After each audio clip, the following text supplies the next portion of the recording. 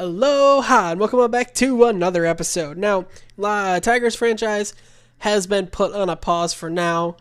A little bit of a problem with that series, but I still want to do something Tigers related. And I think I figured out what I wanted it to be. It's going to be a road to the show with the Detroit Tigers and the player that you'll meet in just a second. He's been waiting a long time, and it looks like he's going to get that call. Getting drafted is a dream come true. You now have the opportunity to play in the major leagues. You're in a major league system. Hard work and preparation, you can climb the ladder. You have to ask yourself, are you willing to do what it takes to battle every day, to get the job done, to get your team over the top? This game is turned upside down! Are you willing to take that chance? A perfect game! Oh, I can't wait! You talk about a guy who comes much advertised. This is it. I am raring to go. Let's watch. You hear about certain people who have potential, have great potential, and they go out there every day and prove it. You bet I'll be watching. We might be watching generational talent.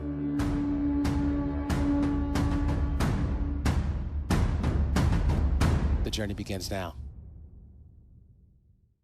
And here is the man of the hour, Ryan Verlander. That is right, we are taking over as the descendant of Justin Verlander, and we're going to be a Detroit Tigers pitcher. I figured out how to do this. I've done a couple of test runs just so that I make sure that I can get on the team, because I know like you could go to whatever team you want, but I want to do Tigers specifically. Would you like to play for the Tigers? Yes, the Tigers are my dream team because, of course, Justin played there. He wants to play there as well. I'm thinking bright Hall of Fame or World Series championship for me. That's what I want to do. And the funny thing is, Verlander here is not going to be a starting pitcher. He's going to be a closing pitcher. Tigers are trying to get better at that position. I could have done starter, but I've done a starter before in Road to the Show. My second channel, or a gaming channel that I used to have that I don't post on anymore. They drafted who? We had this circus last year. Yeah, so I did a short pitcher series with that. It didn't last very long, but I wanted to start here with Ryan Verlander. He's a 59 overall comes in as, so he's not the best player in the world. You look at the closers, they don't have a lot of potential here. That's why I've decided to step in as Ryan Verlander. K per 9 is very low, which is concerning, but his home runs and walks look pretty good. His hits are okay. And we're going to get our first opportunity here in Game 1 for the save. Runners are going to be at first and third, bottom of the ninth, 2 outs. We need 1 out. Can we do it? Let's see the first appearance of Justin Verlander's descendant, Ryan Verlander. Ryan has a 5-pitch mix here, which is a lot for a closer, for sure. But I'm not opposed to him being a starter if we need to transition later on in the series. But for right now, we are focused on closing. We got pulse pitching for this series. We're not using the classic because I want a little bit more control since I'm going to be doing the pitching exclusively. Though there is still a lot of ratings-based things, just because you tell the ball to go some specific direction doesn't mean that it necessarily will hit your spot exactly, even if you do have pretty good pulse. The 1-1, he didn't swing at the changeup. We got him looking at the 12-6 curve. That was a good pitch. Can we get him out with a slider? We shall see. Verlander! Nope. Follow that one off. It's a 1-2. Let's go low in the zone with the fastball. We got him on the edge. That's out, and the Seawolves win. I get my first save. Let's go. Ryan getting work in the bullpen. In between appearances will be essential to what kind of pitcher you are going to become. Obviously, we're going to have to train some stuff up. And we get to a full inning this time, hopefully. We're down 6-2, so it's not a save opportunity, just getting me into the game, getting some outs, hopefully. All right. We get a little bit of a longer look at what Ryan can do here. That's a nice strike. The slider. Oh, that one was belted to left, but a good catch there from the left fielder. Want to be careful with that slider. Don't want it to get crushed. I saw the home runs per 9 went down a little bit because of that contact. Edge strike. We are not the fastest throwing person out of the bullpen, only a 94 for the fastball. But I went with control instead of velocity because I think that's more important. If you can paint the edges and get it in the exact right spot, it doesn't matter if you throw it, 90 miles per hour. If they can't get to where it's thrown, it won't be hit very hard. That's my general philosophy with my decision there. We're going to throw the slider once more. We're down 2-1 in this count. Misses and a 3-1. Inside the zone there. Gets back and a full count 3-2. I'm going to try to throw the 12-6. This could be a walk. It could also be a strikeout depending on if he swings and how good the pitch is. 3-2. He swung. That's the second strikeout Verlander has earned on the mound. And 2 outs in the top of the 9th here.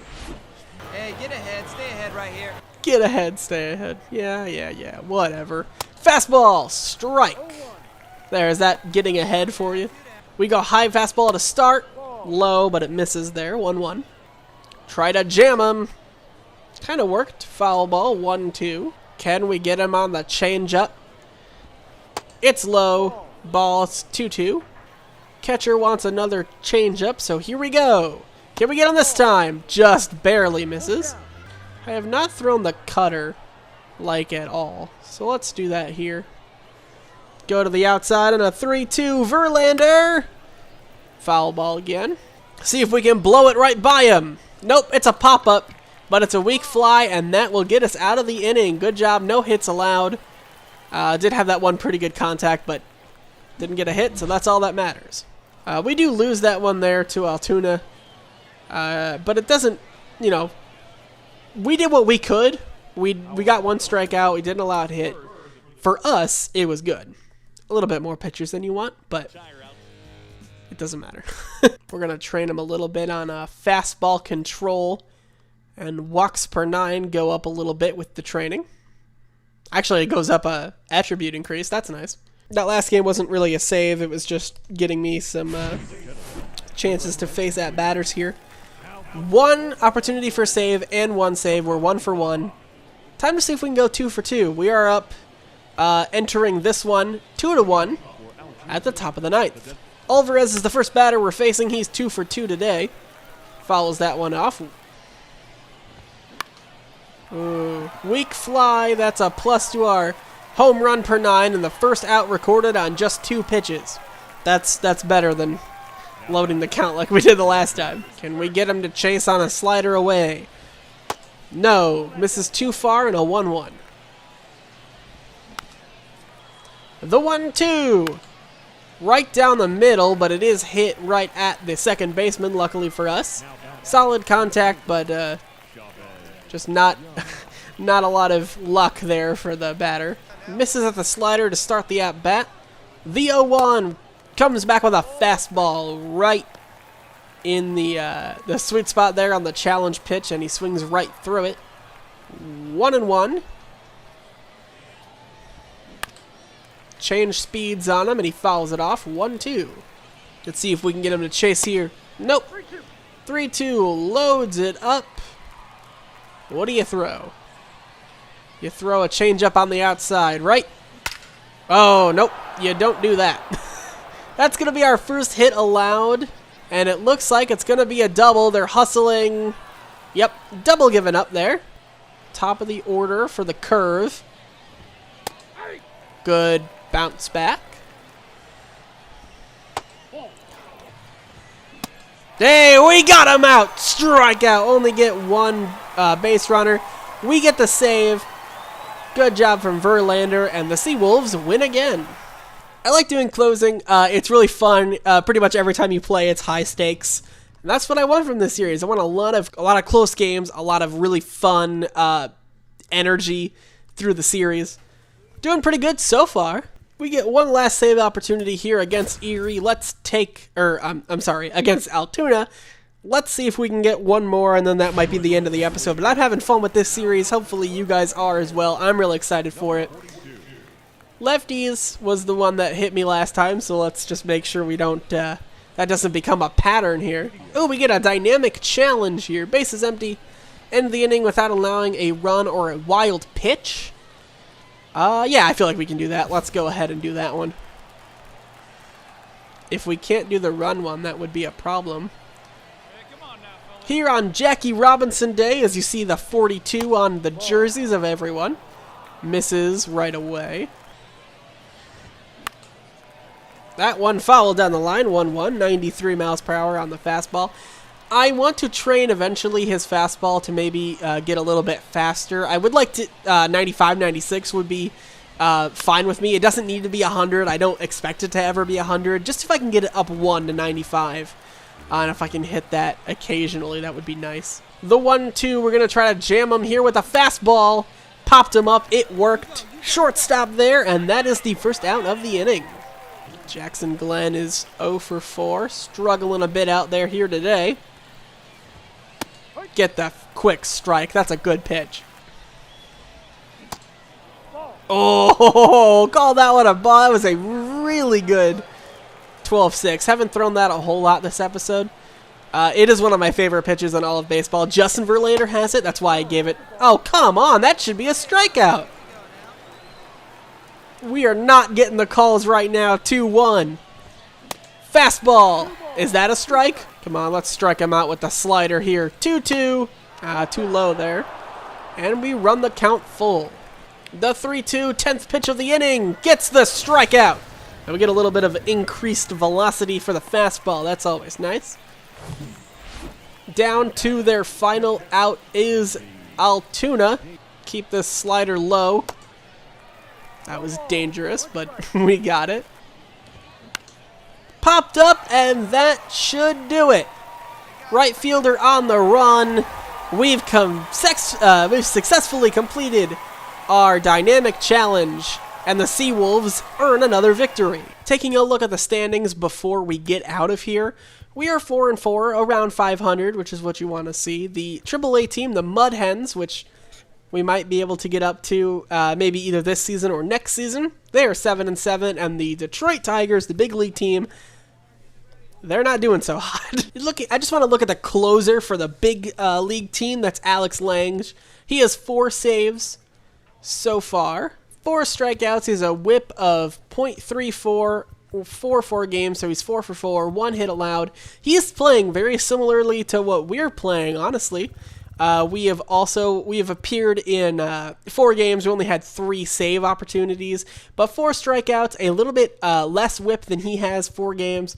Only 1 hit, so very similar performance across the board here. 5 hits off of Rosenthal, which is the AAA closer, but I mean he's also playing very well. He has 7 saves, 14 strikeouts, .71 whip.